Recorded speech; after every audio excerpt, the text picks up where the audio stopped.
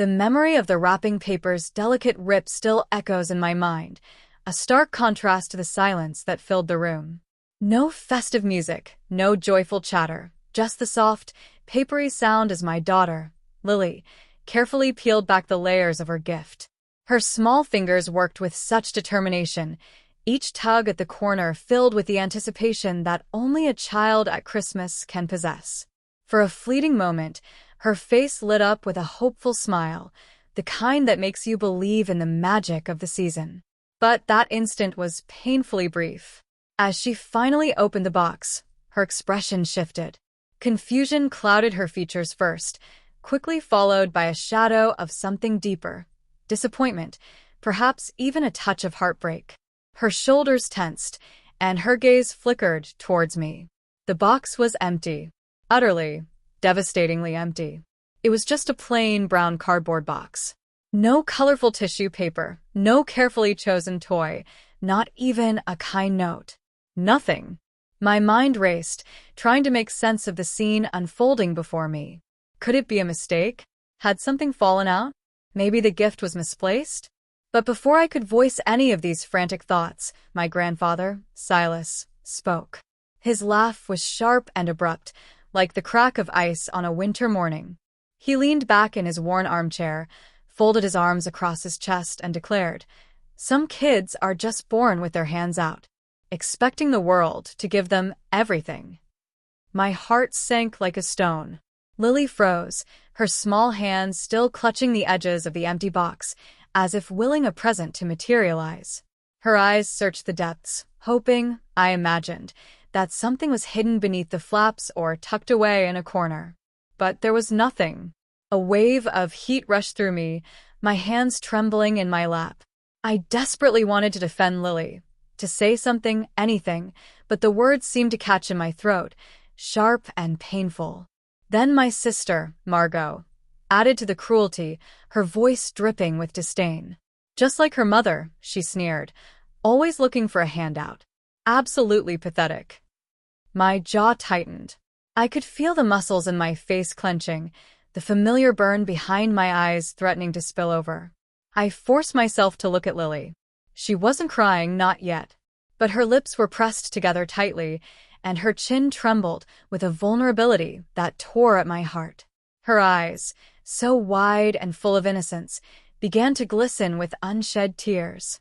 She was trying so hard to be brave, to pretend that the moment didn't sting. She glanced at me again, not pleading for help, but seeking reassurance, a silent question asking if she should just pretend it didn't matter.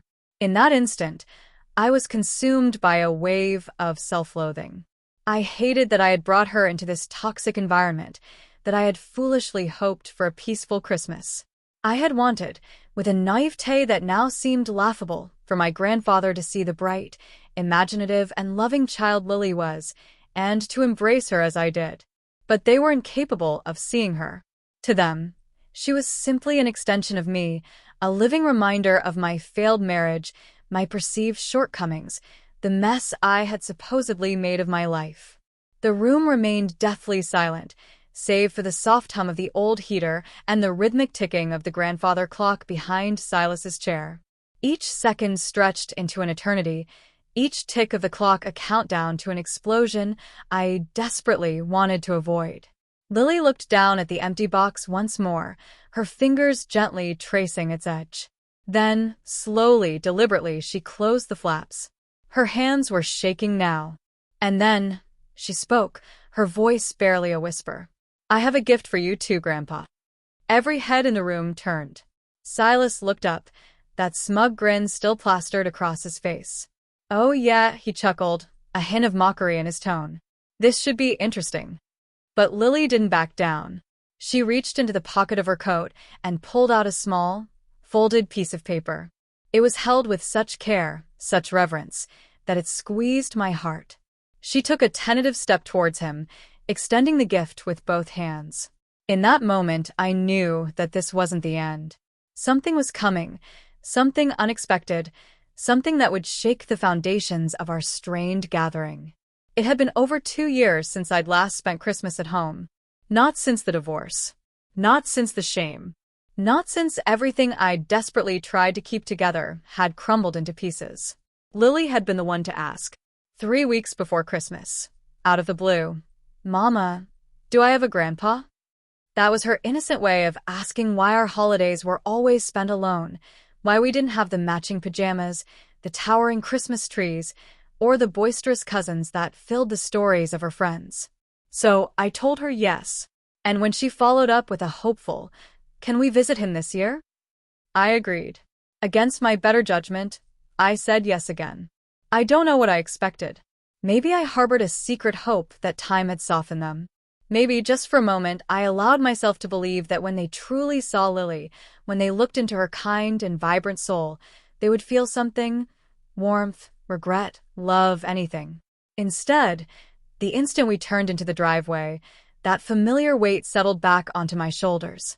That invisible tension, like barbed wire coiling around her ribs, returned as I prepared to smile for people who didn't truly want us there. Their house stood unchanged, cold, meticulously perfect, sterile in a way that felt less like a home and more like a museum. My mother greeted us with that practiced politeness she had perfected over the years, a quick hug for me, a perfunctory pat on Lily's head. But her eyes lingered too long on the worn patches of Lily's coat. I saw it. The way she assessed Lily, like an item on a shelf, deciding whether or not she met some unspoken standard. Margot barely glanced up from her phone as we entered, offering Lily a half-hearted hey, before returning to her digital world. And then there was Silas. He remained in his usual armchair by the fireplace, a glass of whiskey in one hand, the TV remote in the other. He didn't even bother to stand, offering a curt nod and a mumbled, "Didn't expect you to actually show." That was his version of a warm welcome. Lily, undeterred, gave him a shy wave, her small, mitten-clad fingers peeking through the wool. "Hi, Grandpa," she said softly, as if testing the weight of the word on her tongue for the first time. I don't know why I held on to hope. Maybe it was because Lily tried so hard. She had created little drawings for everyone, each one carefully colored, folded, and tucked into envelopes adorned with their names. She had even asked me how to spell Aunt Margot, determined to make each gift perfect. She worked on them every night for a week, her brow furrowed in concentration as she meticulously added details. I so desperately wanted this to be special for her. I wanted her to feel a sense of belonging, even if her family was far from perfect. I had scraped together what I could from extra shifts, sacrificing small comforts to buy her a pretty dress for the occasion, a small gift to unwrap, and enough gas to make the drive. That morning, as I helped her with her scarf, she looked up at me with those trusting eyes and asked, "Do you think they'll like my drawings, Mama?" And I, with a forced smile, said, "Sweetheart, they're going to love them." But in the pit of my stomach, I already knew the truth. I was bringing her into a house where kindness was a rare commodity, where smiles were measured, and love came with conditions. Still, I tried. I told myself that this day was about Lily, not me. That I could hold my head high, play nice, and pretend, just for a few hours, that everything was okay. But as I watched her heart break silently in front of them, over something as thoughtless and cruel as an empty gift box, I realized that they hadn't changed. And I wasn't sure they ever would. Lily moved through the room, distributing her handmade gifts like precious treasures. She offered one to my mother first, then to Margot, and even to my brother, Finn, who had barely uttered a word since our arrival. When she approached Silas, she hesitated for a brief moment, a flicker of uncertainty in her eyes. My breath caught in my throat. But then, she smiled, stepped forward, and presented the envelope. "Merry Christmas, Grandpa," she said, her voice clear and sweet. Silas didn't even look up from the television.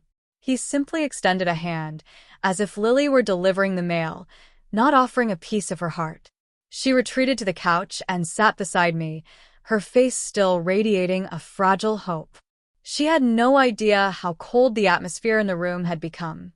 Then, Silas reached under the tree and pulled out a large, rectangular box.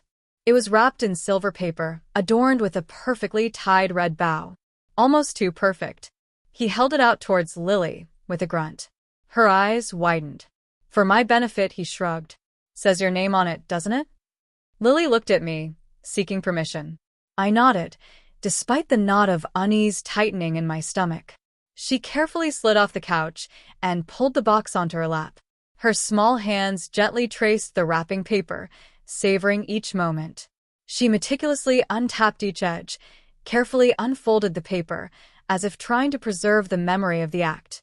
Then, she lifted the lid, peered inside, and I witnessed the exact moment her heart sank. Her face didn't crumple immediately. Instead, her eyebrows drew together in confusion. She reached into the box, her fingers searching as if something might be hidden at the bottom. She looked up at me, her expression filled with uncertainty. There was nothing in the box. Silas's laughter boomed through the room, harsh and mocking. What were you expecting? Something real, he scoffed, leaning back in his chair. The world doesn't hand out gifts just for showing up, kid. Lily blinked, her hands frozen. I was paralyzed. Then Margot, ever ready to twist the knife, chimed in from her corner of the couch. Well, she is her mother's daughter, always expecting people to give her things. Hardly surprising. It felt like a physical blow to the chest. I turned to her, my voice low and dangerous.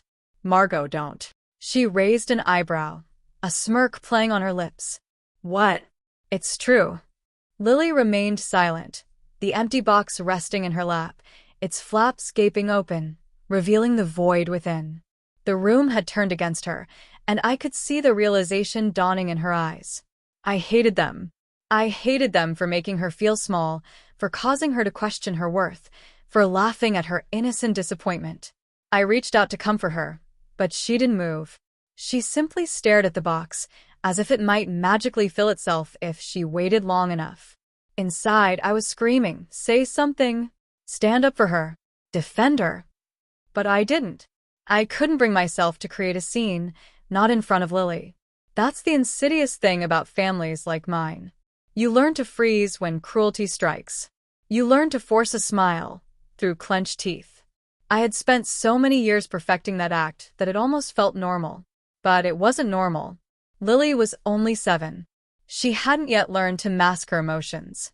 She didn't know how to swallow that kind of pain. Then, she looked up at Silas. Her voice was quiet, barely more than a whisper, but it sliced through the tension like a knife. It's okay, she said. I have a gift for you too, Grandpa. And just like that, the atmosphere in the room shifted. No one spoke, no one laughed. Lily reached into her coat pocket, and I sensed that something significant was about to unfold, something that none of them would easily forget. I watched her, completely still, as she retrieved the folded piece of paper. The room was so silent that I could hear the faint creak of the old floorboard beneath the Christmas tree with every slight movement.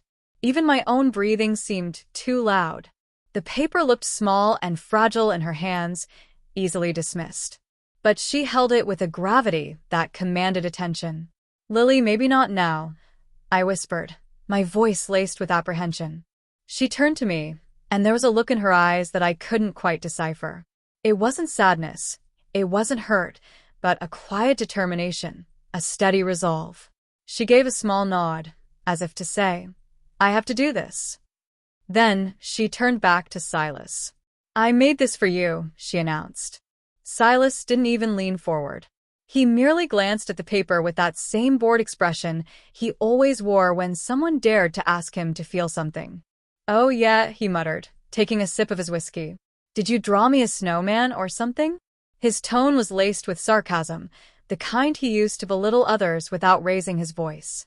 But Lily didn't flinch. She walked across the room and offered him the gift with both hands.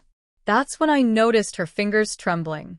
I recognized that familiar tremor, the way your hands betray you when your heart is pounding, when you're trying to be brave despite the urge to flee. He took the paper from her as if it were nothing, carelessly unfolding it with one hand while still holding his glass in the other. Then he looked down, and his movements abruptly stopped. From my vantage point, I couldn't see what was on the paper, but I could see his face. It didn't contort with confusion or irritation, as I had expected. Instead, his eyebrows furrowed, He blinked repeatedly, and his jaw slackened slightly, as if he had momentarily forgotten where he was or what he was doing. The entire room seemed to lean in, an unspoken question hanging in the air.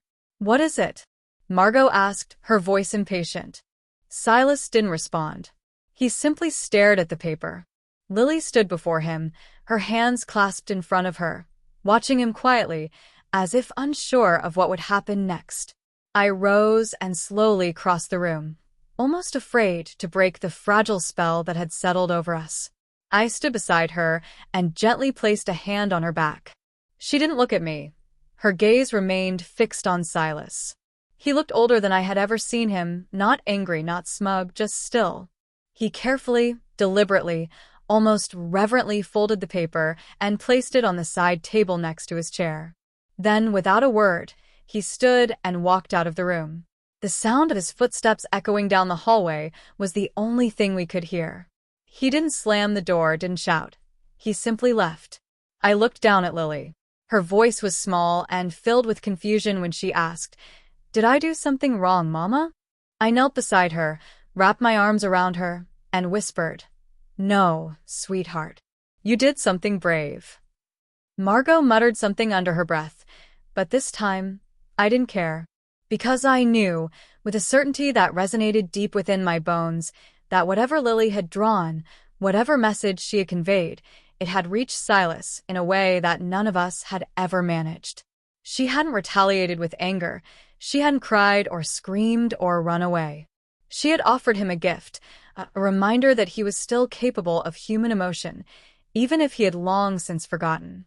And I suspect that, in some profound way, that scared him more than anything else. I didn't see Silas for the rest of the day.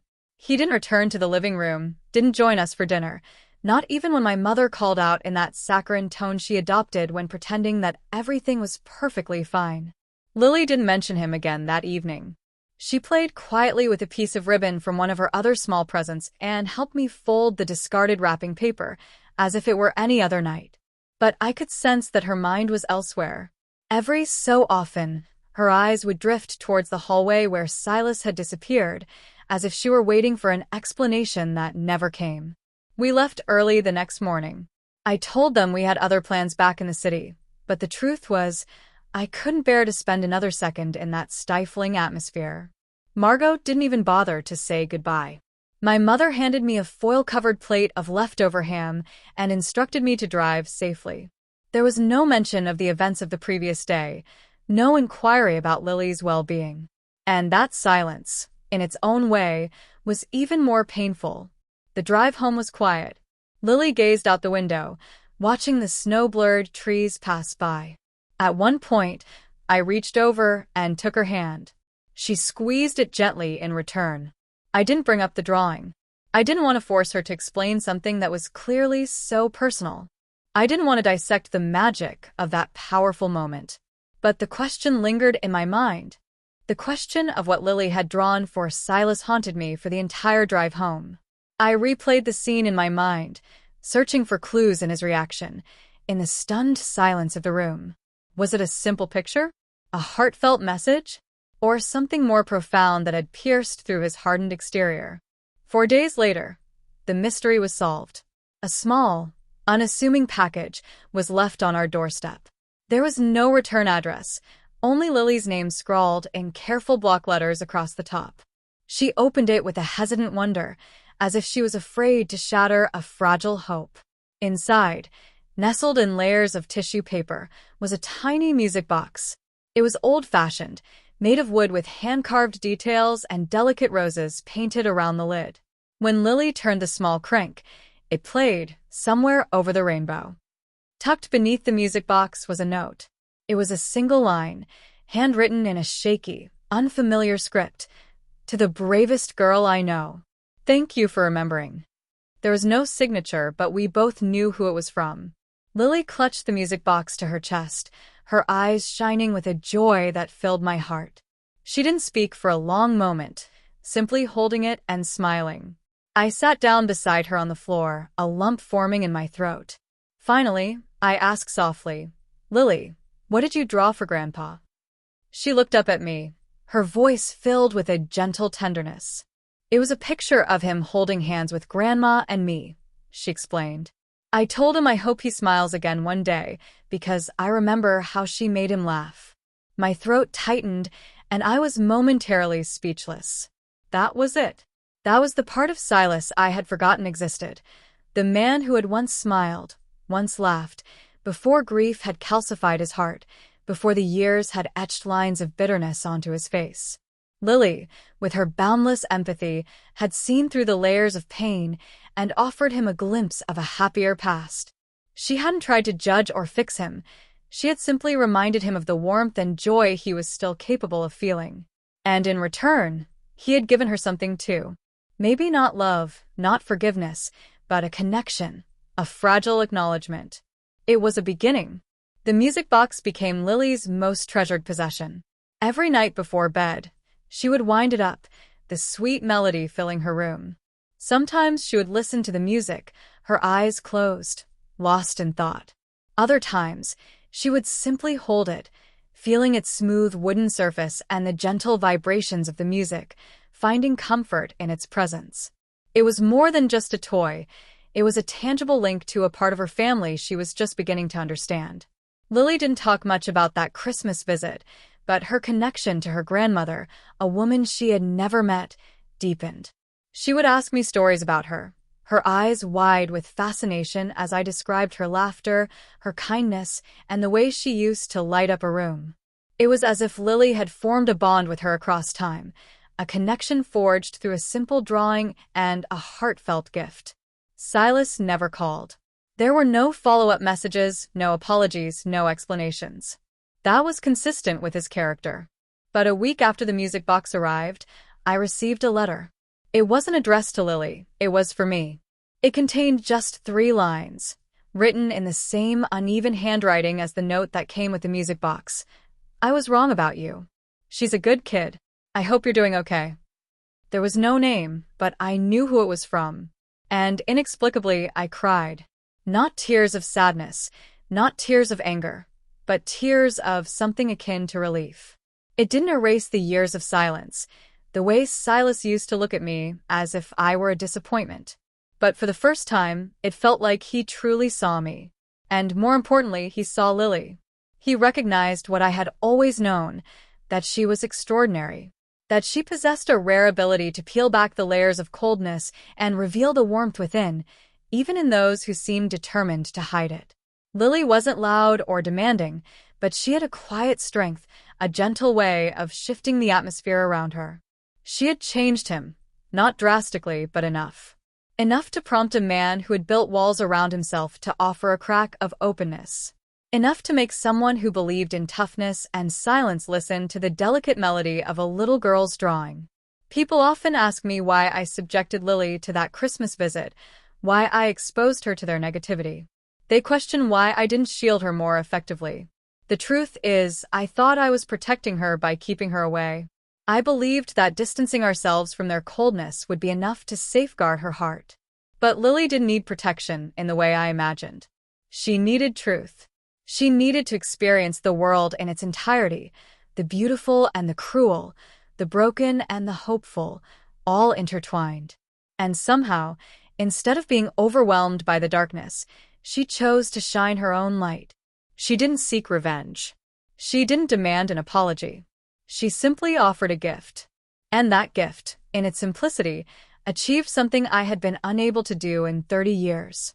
It opened a door, not wide, not permanently, but just enough for a note to pass through, for a song to fill the silence, for a weary old man to reconnect with a part of himself he believed was lost forever. Lily reminded me that day of the transformative power of kindness. She taught me that gentleness can be more potent than aggression, that a whisper can carry more weight than a shout.